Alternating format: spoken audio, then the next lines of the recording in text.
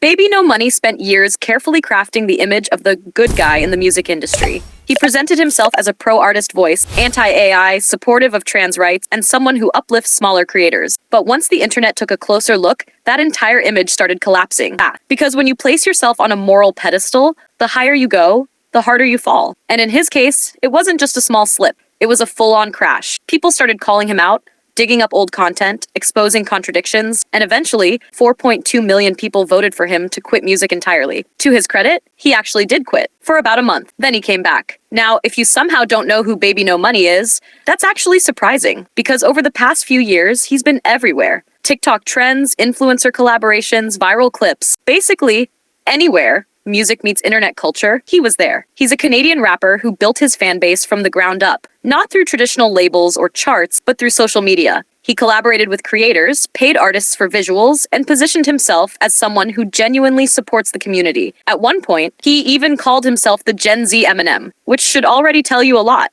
But somehow, it worked. People liked him. His brand was built around being authentic, supportive, and different from the industry norm. He'd openly talk about commissioning artists and encouraging people to support real creators instead of AI. And the internet loved that energy, for a while, because everything changed in early 2026. An artist named Slade came forward and exposed what was really going on behind the scenes. Here's what happened. Baby No Money launched a promotional campaign for his track, Come to Brazil, hiring around 100 animators to create content for it. Slade was one of them. Normally, he charges about $700 for an animated video. But because of Baby No Money's reputation as someone who supports artists, he agreed to do it for $350, believing the exposure would make up the difference. But after delivering the work, nothing happened. No repost, no engagement, and eventually, he was unfollowed. When Slade reached out, the response from the team was that Baby No Money wasn't comfortable sharing the content because Slade's profile included NSFW material. But here's the problem. Slade had already made that clear from the start and even said he was willing to adjust his work. That conversation was literally documented. So the excuse didn't hold up.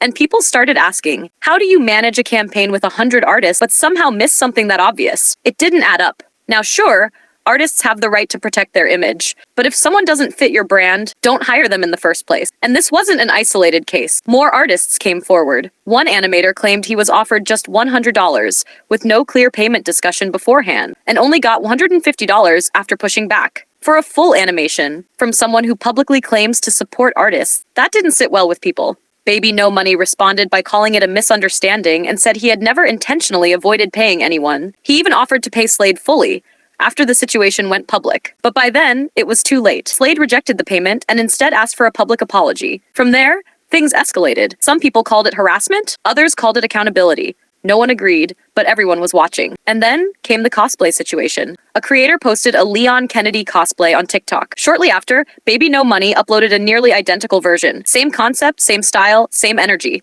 The only difference? His version had a more shocking twist. He eventually gave credit, but only after being called out, and not even on the platform where his video performed better. Then things got even messier. Old content resurfaced. A track from a private SoundCloud account included offensive language. He denied it, saying it belonged to another artist from his old label, and even shared proof. Some people believed him, others didn't. Then a former classmate shared a story from high school, claiming he used that same language casually back then. Again, some believed it, some didn't. But once something like that hits the internet, nuance disappears. It just fuels the fire. Then came another controversy. In a music video, he removed a streamer from the visuals due to ethical differences and replaced him with a cartoon character. He also donated the video's earnings to charity, which on its own is a positive move. But people noticed something. He had no issue collaborating with certain creators when it benefited him, but suddenly took a strong moral stance when it aligned with public opinion. And that's when the pattern became clear. Whether it was social issues, AI criticism, or public callouts, every move seemed perfectly aligned with what performs best online. It didn't feel like genuine activism anymore. It felt strategic, like he was saying exactly what the algorithm wanted to hear. And eventually, people caught on. One comment summed it up perfectly. It doesn't hit anymore. Meaning, he had played it safe so many times, people stopped believing anything was real. It felt like he was just watching which way the wind was blowing, and then pretending he was always facing that direction. And then came the final moment. He posted a video saying if it reached 1 million likes, he would quit music. It hit 4.2 million. He posted a goodbye, then returned a month later, calling it a joke. And somehow that upset both sides, the people who wanted him gone and the ones who supported him, which is honestly impressive in the worst way. Because at the end of the day, the reality is simple. His entire career was built on being everywhere and agreeing with everyone. And that works until it doesn't. You can't claim to support artists and then ignore them. You can't speak against AI while underpaying real creators. And you can't build a fan base around moral values, then act surprised when they hold you accountable. So the question is, did the internet go too far? Or was this inevitable? Let me know what you think in the comments.